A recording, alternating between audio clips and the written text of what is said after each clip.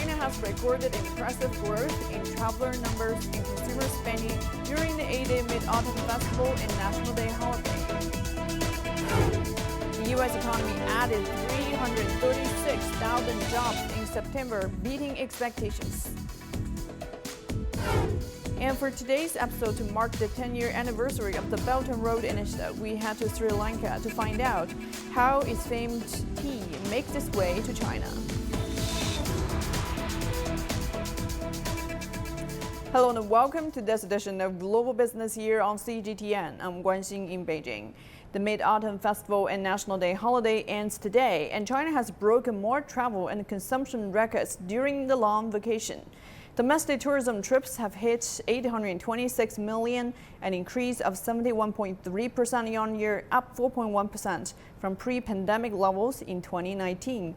Domestic tourism revenue was 753.4 billion yuan, an increase of 129.5% year-on-year, up 1.5% from 2019.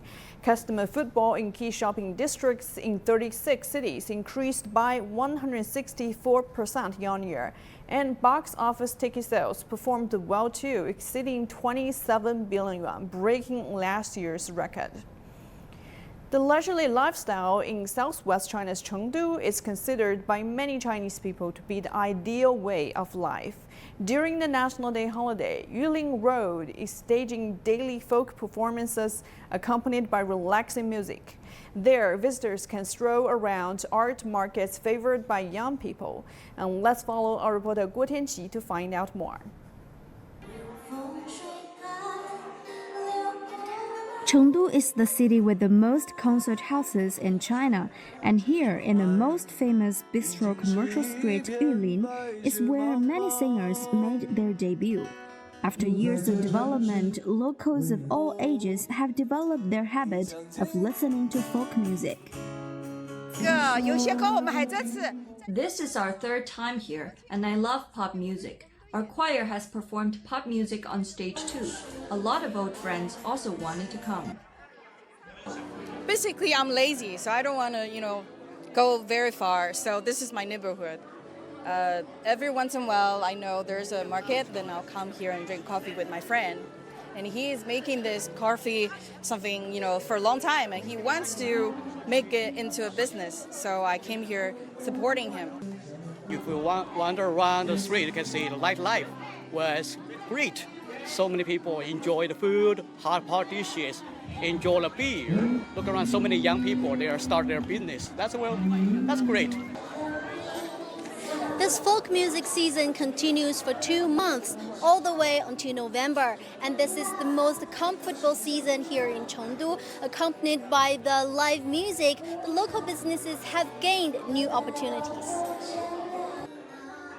Many young people's businesses started from small stalls like this, finding their own way to make a profit with lower cost. Our camper is also a mobile stall, and the flow of people here is good. But the weather is getting cooler in recent days, so the lemon tea business is not very good. So we plan to sell some hot food in the coming days. The beauty of folk music is that it can be enjoyed and appreciated by all, make us reflect and realize that ordinary life is also worth celebrating. 郭天琪 CGTN 成都四川 Province. The Hangzhou Asian Games has attracted attention from domestic and foreign companies vying for sponsorship opportunities. In Zhejiang Province, known for its vibrant private sector, private enterprises of all sizes have seized the business opportunities presented by the Games, riding the wave to achieve increased brand awareness. Hou Jing has more. Of the private enterprises sponsoring the Hangzhou Asian Games, more than 2/3 are from Zhejiang Province. From internet giants to SMEs, local Zhejiang companies are creatively utilizing technologies such as artificial intelligence, virtual reality, and cultural creativity to actively participate in the games. The Hangzhou Asian Games is the first fully cloud-based sports event. It means all advanced systems operate on the cloud platform, utilizing its computing, storage, and data analysis capabilities. This boosts the reporting and analysis speed. Additionally, cloud broadcasting with 60 HD UHD signals ensures an enhanced viewing experience. The sports event also features many traditional manufacturing enterprises. Even non-sports manufacturing companies have played a significant role. As the official supplier for Hangzhou Asian Games, Winsley Silk has produced medal ribbons and champion scarves, exemplifying the fusion of sports and culture. Through the Hangzhou Asian Games, we found new business opportunities like partnering with overseas Chinese communities to sell equipment and set up silk production. Also enhanced product designs and R&D. Silk used to be for clothes and scarves. Now we've developed silk baskets, metal ribbons, and U-shaped pillows. Thanks to the games, we've launched many new products that were not available before. Sponsoring the Asian Games directly boosts brand impact, and activating a brand can significantly drive current and future business performance, creating another economic benefit. We sell around 20,000 products a day, and our sales in August and September increased by 17.5%. I believe the platform of the Asian Games have brought us tremendous opportunities for such sales performance. Besides big firms, SMEs with extensive reach can also gain from the Asian Games' economic boost. As a local business, this event marks K4's inaugural participation in a top-tier international sports event, providing invaluable experience for future growth. Hangzhou is our hometown, so this is really a new challenge for us, and we are quite excited. Hangzhou K4 is a licensee for the Hangzhou Asian Games, which means they are authorized to develop products and decide market price. Li told us their pin products are the most sought-after souvenirs of this Asian Games. So far, I think the pin, the most of the SKUs are out of stock already. Another category is the toys, including the mascots. So we are quite happy and quite satisfied, and I can tell one truth: the result is already exceeded our original expectation. With established companies intensifying brand awareness and new brands gaining recognition, the Hangzhou Asian Games highlights Zhejiang's strong local enterprise prowess. And the Games are bound to provide local firms with new opportunities for brand enhancement and business expansion. 张海翔、侯静 CGTN 杭州浙江 Province.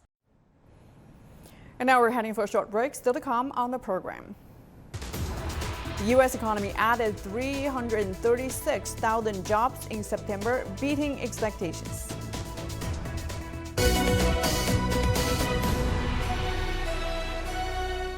The world economy as we know it is about to change. Global business reports highlight emerging markets, developing countries, and dynamic sectors worldwide. We feature top analysts and newsmakers to provide perspectives on every facet of business. From an on-the-ground perspective, we provide you with balanced and objective assessments. Fast, sharp, and insightful. Global business, only on CGTN.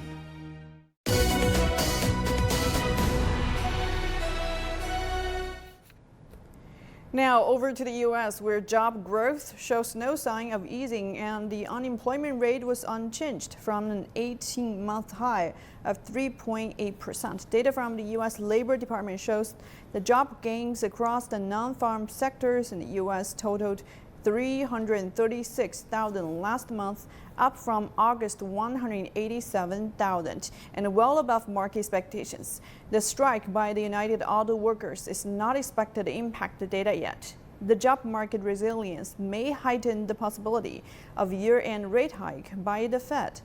U.S. stock futures were down by about 1% after the job data. And now let's get more insights on the latest data on the U.S. economy and bring in John Gong, Vice President of Research and Strategy at the University of International Business and Economics, Israel. Thank you for joining us, Professor Gong. So how do these latest numbers reflect the state of the U.S. economy right now? Well, thank you very much for having me. This is indeed a big surprise that the job market can turn around such a robust and rosy number compared to expectations. I think it's almost twice as the expectations. This shows that the the U.S. job market still remains very strong. The unemployment has been remaining below 4%, around 3.8% for actually quite some time, for quite a few months up until now. So, the job market is really a bellwether indicator of the strength of the economy. And with this job market, my feeling is that certainly United States economy is still away from the recession territory. And it remains to be seen whether the Fed will raise the interest rate anymore before the end of the year. My bet is that they will definitely not going to decrease interest rate with this news, but it might remain intact. But I think there's still a slight probability that it might increase rate further, even though the interest rate has already been pretty high, up until 8% for a lot of home mortgage holders. Well, many analysts point to the risk factors of high interest rates and rising bond yields. And as the latest strong market data may point to a more move by the Fed to tighten financial conditions further, what is your take on the long-term impact? Yeah, well, it still remains to be seen, or it's very, subject to debate whether a recession is indeed around the corner. My reading of the data suggests that we're not getting any close to that territory yet. I think, labor market is, again, as I said, is a very important indicator of what's going on in the economy. I think, what's driving all of this is that, United States economy, the manufacturing sector still remains very strong, thanks to essentially industrial policies adopted by the Biden administration. There are those manufacturing jobs going back to the United States, and companies keep hiring. Also, I want to point out that the wage level has also been increasing at a very steady pace, outpacing the inflation rate. So we're in this situation that the economy doesn't seem to be cooling down at all. So there's a danger that the Fed will keep raising interest rate. A lot of concerns are on the U.S. debt, which is now at a record level. What do you make of the status of the U.S. debt, as if the U.S. Fed continue to raise rates, the interest payment will keep to climb? Yeah, so this is a chronic problem, and it's not going to be solved by the Biden administration. It is going to run into huge deficits this year. With the very large expenditures on the federal government side. Look at the defense budget, look at the extra money that has to be funneled to Ukraine and other expenditures. So the U.S. debt is a runaway problem, and I don't think the Democrats are in any mood to address this for the long run, as if they can keep printing money to fund all of these things.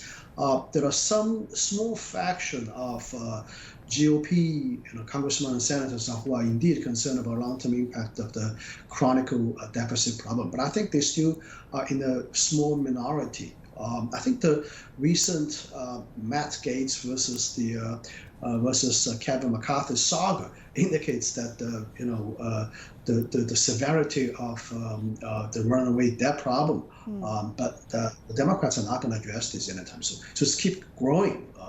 So God knows what's going to happen to the U.S. Dollar. But I'm a little bit skeptical that it will indeed default anytime soon. In the next few years, I don't think it's going to default. The U.S. overall debt as part of its percentage of GDP is actually still within in the mid-range in the list of countries for that metric. In terms of the total debt, national debt as a percentage of GDP. But the trend is very clear. It just keep rising. I think at some point there will be a reckoning. But for the moment, it doesn't look like it's going to happen anytime soon. Well, thank you very much for your analysis. That's John Gong, Vice President of the Research and Strategy at UIB Israel. Thank you. And next, some of the other global business headlines. OpenAI, the company behind ChatGPT, is exploring making its own artificial intelligence chips and has gone as far as evaluating a potential acquisition target. Since at least last year, it has been discussing various options to solve the shortage of expensive AI chips. And South Korea's telecommunications regulator says Google and Apple have abused their dominant app market position and warned of possible fines totaling up to $50.5 million. The two tech giants have forced app developers into specific payment methods and caused unfair delay in app review. The Reserve Bank of India kept its key lending rate steady for a fourth consecutive policy meeting on Friday, as widely expected, but signaled it would keep rates high and liquidity tight to curb inflation. And now we're heading for a short break, still to come on the program. For today's episode, to mark the 10-year anniversary of the Belt and Road Initiative, we head to Sri Lanka to find out how its famed Ceylon tea makes its way to China.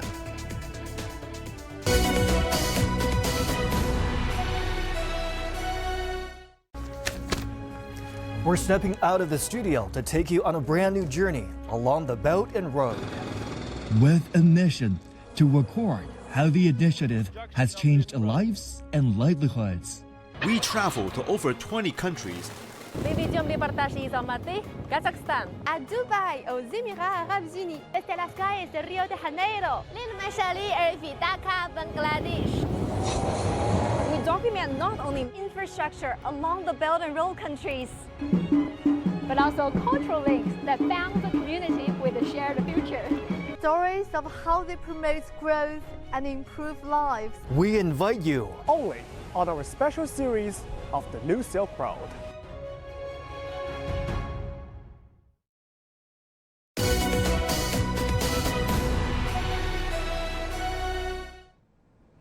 Welcome back. Senior Chinese diplomat Wang Yi held several meetings with the leaders of 9 countries on Thursday as they attended the 3rd Trans-Himalaya Forum in Lingzhi, China's Xizang Autonomous Region. The meetings are held to boost the regional cooperation, including on the environment. Huang Yichan has the details. Promoting harmony between human and nature, sharing the fruits of cooperation and development.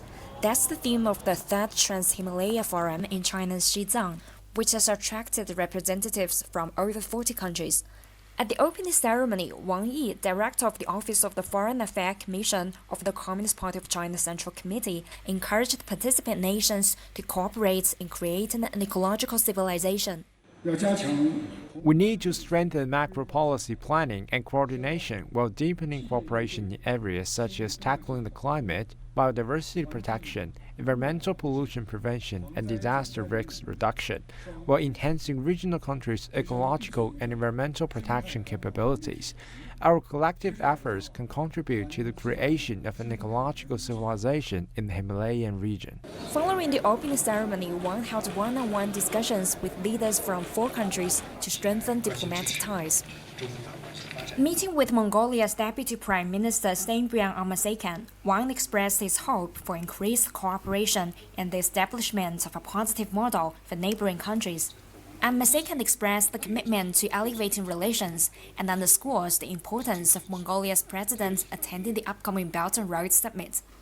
Wang Yi told Wumila Ayar, Vice Chairman of the National Assembly of the Federal Parliament of Nepal, that China firmly supports Nepal's national sovereignty. Ayar emphasized mutual support on key issues and a strong commitment to One China policy.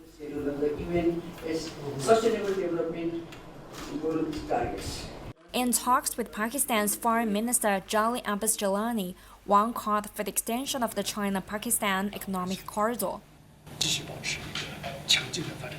Marking its 10th year, Minister Jalani said the relationship with China remains a cornerstone of Pakistan's diplomacy. And I have absolutely no doubt that in the coming years also, this will further grow. Wang also met with Afghanistan's interim foreign minister Amir Khan Muttaqi. He praised Afghanistan's participation in the 19th Asian Games in Hangzhou. Muttaqi expressed high regards for the relationship with China and a keen interest in participating in the Belt and Road Initiative. Before the opening ceremony, Wang also held discussions with leaders from Chile, Sri Lanka, Burma, Kenya, and Bhutan. He listened to their thoughts and views on the actions needed to build a community with a shared future. Leaders from Chile share their efforts to promote sustainable energy transition by closing coal-fired power plants and advancing non-oil transportation methods and the protection of forests. Other participants said they've witnessed the beautiful ecology, unique culture, and economic development in Xizang firsthand. The Trans-Himalaya region is known for its large population, rich cultural heritage, and ecological diversity. The discussions held at the forum and the sub-forum have been contributed to promoting international consensus on environmental conservation and driving sustainable development in the Himalaya region. 黄场 CGTN Linchi in Xizang Autonomous Region. Over the past decade, 152 countries and 32 international organizations have signed up to the Belt and Road Initiative. As the initiative hits its 10-year mark, CGTN reporters have traveled to 22 Belt and Road nations across Asia, Africa, Europe, and Latin America to uncover stories of collaboration, transformation, and people-to-people exchanges within the framework. Starting from Beijing, reporters have embarked on a 4-leg journey to the United Arab Emirates, Saudi Arabia, Sri Lanka, and Thailand. In today's episode, CGTN's You Yang travels to Sri Lanka to learn more about Sri Lankan tea. How can a tea leaf travel from Sri Lanka to China? Sri Lanka is known for its Ceylon tea, a fully fermented black tea enjoyed plain or with milk and sugar. With its distinctive aroma and rich color, Ceylon tea has gained enormous popularity across the world. Sri Lanka's tea industry actually is 157 years old, and we have grown from 19 acres where tea was grown back in 1867 to about well over 250,000 hectares now, acres to hectares. And we also have been producing around 300 million kilos in the last 5 to 7 years. Many Sri Lankan experts believe the origins of their black tea lie in China. However, in recent years, Chinese consumers have also developed a taste for Ceylon tea. That is why thousands of miles away, Anura Banda is one of the Sri Lankan tea businessmen working in China. I came to China in 1995 and studied martial arts at the Beijing Sport University. At the time, China gave me a scholarship to study. After graduation, I started to run a tea business in China, but it wasn't easy because everybody knows that the birthplace of tea is China, and there were already many good teas here in China, so it took time for Chinese people to know and accept the Ceylon tea. After years of development, around 15 million kilograms of Ceylon tea were exported to China annually. And Sri Lankan authorities hope to double this number in the near future. In recent years, many tea enthusiasts all across China have got to know about Ceylon tea and fall in love with it. Although it has a different flavor, Ceylon tea's origins are in China, so I believe Chinese tea and Ceylon tea are sharing a similar culture. And in Beijing's Maliandao Tea Sales Center, Wang Guannan, a tea distributor, shares feedback from Chinese customers regarding Ceylon tea. Currently, half of the tea sold at my booth is Sri Lankan tea. I believe the tea trade has helped to improve people-to-people exchanges between China and Sri Lanka.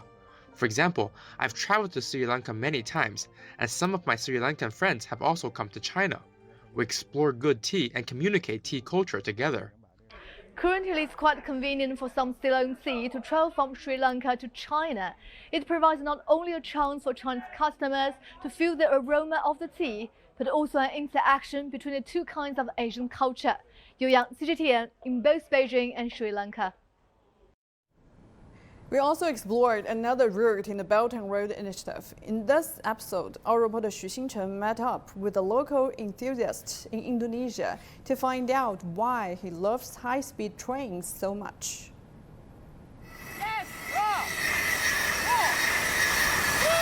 Rukanda Tayana lives nearly 40 kilometers from the high-speed rail station in Bandung. It took him an hour to reach this overpass, one of his secret spots to see the fast trains passing. I've never experienced a ride on such high-speed trains. I hope Indonesia will develop more advanced technology. Why can't we? I'm proud that we now have the Jakarta-Bandung high-speed train. It saves us time. Like traveling from Bandung to Jakarta only takes 45 minutes. This will help boost the economy. Secondly, it's about transferring knowledge. Indonesians can master this advanced technology. Awesome. Tayana often posts videos of him capturing the high-speed train online, garnering hundreds of thousands of views. The trains here in Indonesia can run as fast as those back in China. Remember the number 350 kilometers per hour. And the fast train here has sparked enthusiasm among tech-savvy, thrill-driven local people. Some of them have never missed the opportunity to see the faster train passing, testing the speed, and cheer. The train will require daily maintenance. The operation of the train with a top speed of 350 kilometers per hour requires the coordination of various systems. In our daily vehicle maintenance, our goal is to quickly spot any issue and ensure that the train and its internal systems are in excellent condition. Before the official launch of the high-speed rail line, we took Tayana on a tour of one of the bullet trains at the Bandung Depot.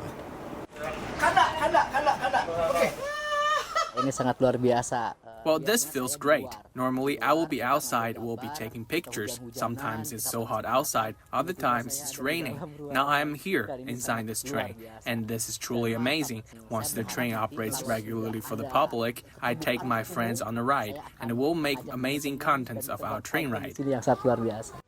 The Jakarta-Bandung high-speed rail is a key project under the Belt and Road Initiative proposed by the Chinese President Xi Jinping a decade ago. This high-speed rail link is the first such overseas project built using Chinese technology and standards. The fast trains are intended to help improve Indonesia's logistics capabilities, aligning with President Joko Widodo's vision to transform Indonesia into a global hub. 徐金晨 CGTN Bandung, Indonesia. In tomorrow's edition, we'll go to Cambodia, where the world-renowned Angkor Archaeological Park is located. We explore 30 years of the joint efforts between China and Cambodia to preserve and restore some of the highest achievements of the entire civilization, and the work to restore the royal palace where the king once lived, only on CGTN. And that will do it for this edition of Global Business on CGTN. Thank you for being with us. The Point with Liu Xin is coming up next. Stay tuned.